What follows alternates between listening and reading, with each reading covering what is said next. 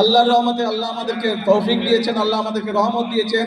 আমরা এই কাজটি সরকার গঠনের 1 মাসের ভিতরে এই কাজটি শুরু করেছি। তারই অংশ হিসাবে আজকে এই এলাকায় চাঁদপুর সদরের এই ওয়ার্ডের মধ্যে, এই ইউনিয়নের মধ্যে আমরা এই কাজটি শুরু করলাম। আমি জানি এখনো আপনারা অনেকে পান নাই। একটি জিনিস আমাদেরকে বুঝতে হবে, আমরা নির্বাচনের আগে আপনাদের কাছে, সারা দেশের মানুষের কাছে ফ্যামিলি কার্ডের কথা বলেছিলাম, কৃষক কার্ডের কথা বলেছিলাম, আরো যে সকল প্রতিশ্রুতি দিয়েছিলাম, আমরা পর্যায়ক্রমিকভাবে সেই কাজগুলো শুরু করেছি। কিন্তু যেই বাজেট থেকে আমরা এই কাজগুলো শুরু করেছি, সেই বাজেটটি বিএনপির তৈরি করা না, সেই বাজেটটি অন্য একটি সরকারের তৈরি করা। স্বাভাবিক, তাদের কাছে ফ্যামিলি কার্ড ছিল না, তাদের প্রতিশ্রুতি ফ্যামিলি কার্ড বা কৃষক কার্ড ছিল না। আমাদের প্রতিশ্রুতি হচ্ছে ফ্যামিলি কার্ড, কৃষক কার্ড বা এই ধরনের আরো যেগুলো আপনাদের সামনে আমরা প্রতিশ্রুতি দিয়েছি। ইনশাআল্লাহ এই যে আগামী মাসে বাজেট উপস্থাপন করা হবে, সংসদে বাজেট হওয়ার সাথে সাথে আমরা আরো অনেক বেশি সংখ্যক মায়ের কাছে, সারা দেশে আরো অধিক সংখ্যক মায়ের কাছে আমরা ফ্যামিলি কার্ড পৌঁছে দিতে পারবো। এবং ইনশাআল্লাহ আগামী 4-4.5 বছরের মধ্যে আমরা চেষ্টা করব বাংলাদেশের গ্রামে গঞ্জে প্রায় প্রত্যেকটি পরিবারের কাছে যাতে ফ্যামিলি কার্ড পৌঁছে যায়, প্রত্যেকটি মা বোনের কাছে যাতে ফ্যামিলি কার্ড পৌঁছে যায়।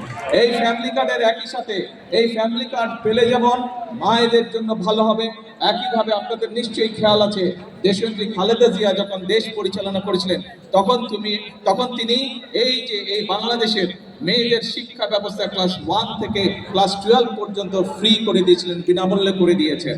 আমরা এই ফ্যামিলি কার্ডের পাশাপাশি আমরা মাদেরকে, আমাদের এই দেশের নারীদেরকে যেমন অর্থনৈতিকভাবে স্বাবলম্বী করতে পারি চাই, ঠিক একইভাবে আমরা চাই যে এই দেশের নারীরা একই সাথে শিক্ষার আরো যাতে সুযোগ পায়। সেই জন্য আমরা সিদ্ধান্ত গ্রহণ করেছি যে আমরা ডিগ্রি বা স্নাতক পর্যন্ত মেয়েদের শিক্ষা ব্যবস্থা অতি দ্রুত আমরা ফ্রি করে দিব, যাতে তারা মেয়েদের লেখাপড়া করতে কোনো রকম খরচ না হয়।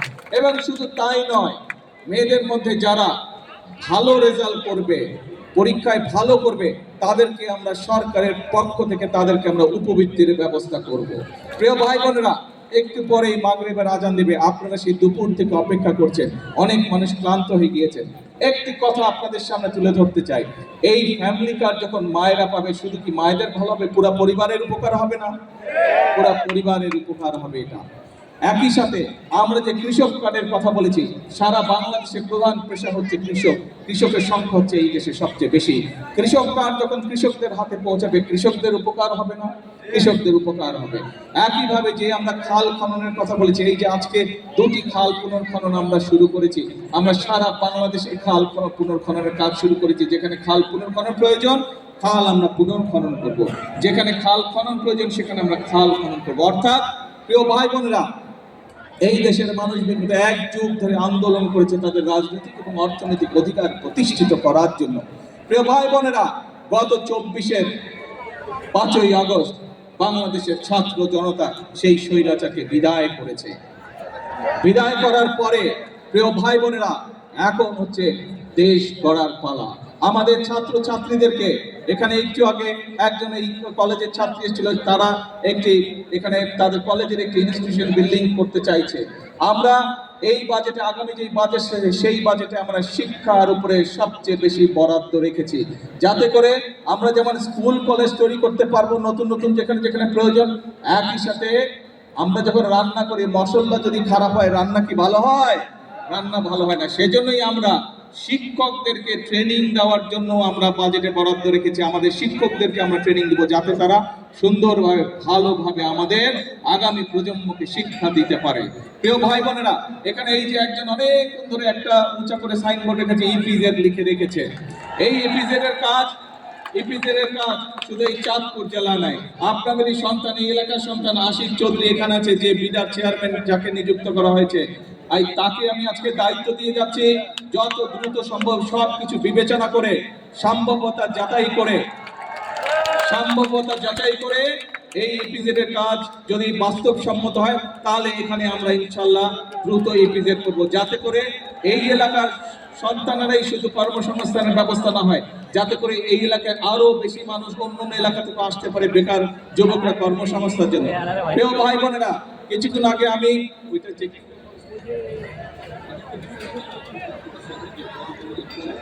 বসারহাটে প্রযুক্তি বিদ্যালয় চেয়েছে, আমরা চাই প্রযুক্তি বিদ্যালয় করার মাধ্যমে আমরা চাই আমাদের দেশের তরুণ সমাজ, ছেলে হোক মেয়ে হোক, তাদেরকে দক্ষ হিসাবে গড়ে তুলতে, যাদের দেশেই হোক বিদেশে হোক তারা কর্মসংস্থানের ব্যবস্থা করতে পারে। প্রিয় ভাই বোনেরা, এই ফ্যামিলি কার্ডের কথাই বলুন, এই কৃষক কার্ডের কথাই বলুন, খাল কর্মসূচির কথাই বলুন, ইপিজেড এর কথাই বলুন, এই টেকনিক্যাল কলেজের কথাই বলুন, এই সকল যদি আমরা বাস্তবায়ন করতে পারি তাহলে ধীরে ধীরে এই দেশের মানুষের ভাগ্য পরিবর্তন করতে সম্ভব হবে। প্রিয় ভাই বোনেরা, এখন সময় হচ্ছে কাজ করার, দেশ গড়ার, মানুষের ভাগ্য পরিবর্তন করার। আমাদেরকে নতুন নতুন টেকনিক্যাল কলেজ গড়ে তুলতে হবে, যাতে করে আমাদের ভবিষ্যৎ, আমাদের সন্তানেরা, আমাদের তরুণরা যাতে করে সেখানে দক্ষ হিসেবে গড়তে পারে। আমাদেরকে হাসপাতাল গড়ে তুলতে হবে, আমাদেরকে ডাক্তার গড়ে তুলতে হবে, যাতে করে আমাদের দেশের মানুষ চিকিৎসা সুবিধা পায়। আমাদের মাদেরকে অর্থনৈতিকভাবে স্বাবলম্বী করতে হবে, আমাদের কৃষক ভাইদেরকে স্বাবলম্বী করতে হবে, আমাদের দেশকে আমাদেরই গড়তে হবে। প্রিয় ভাই বোনেরা, বাইরে থেকে কোনো লোক এসে আমাদের এই দেশ গড়ে দিয়ে যাবে না।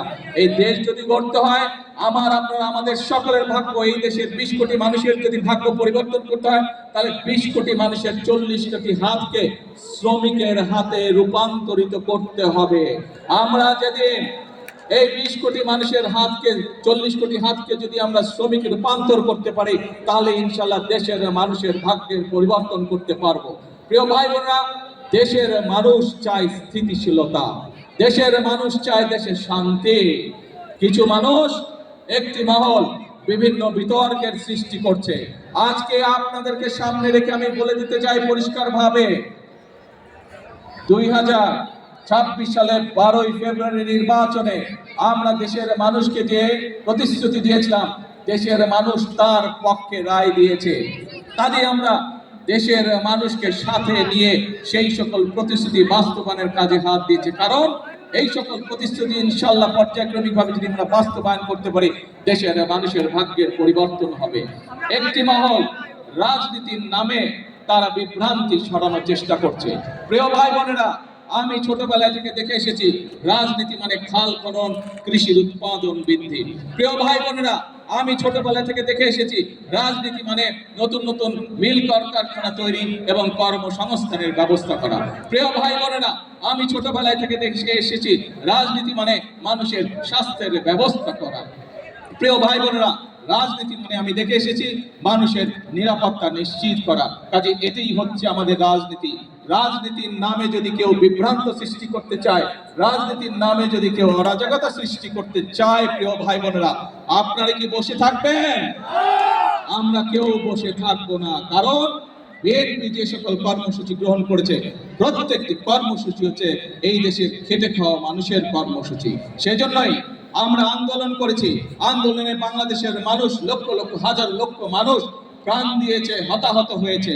এখন আমরা 71 সালে যেমন দেশকে স্বাধীন করেছিলাম, আমরা 24-এর আন্দোলনের মাধ্যমে দেশকে স্বৈরাচার মুক্ত করেছি। এখন হচ্ছে আমাদের দেশ গঠনের পালা, এখন হচ্ছে আমাদের মানুষের ভাগ্য পরিবর্তনের পালা। কাজেই আমার এই রাজনীতির সাথে, দেশের মানুষের ভাগ্যের পরিবর্তনের রাজনীতি, দেশ গঠনের রাজনীতি, এই রাজনীতির সাথে আপনারা কে আছেন? হাত তুলুন। আসুন আজকের এই জনসময় আমরা প্রতিশ্রুতিবদ্ধ হই, এই রাজনীতিকে কেউ যাতে বাধাগ্রস্ত না করতে না পারে। সেজন্যই আমরা একটি কথা বলে থাকি, করব কাজ, গৌরব দেশ সবার আগে।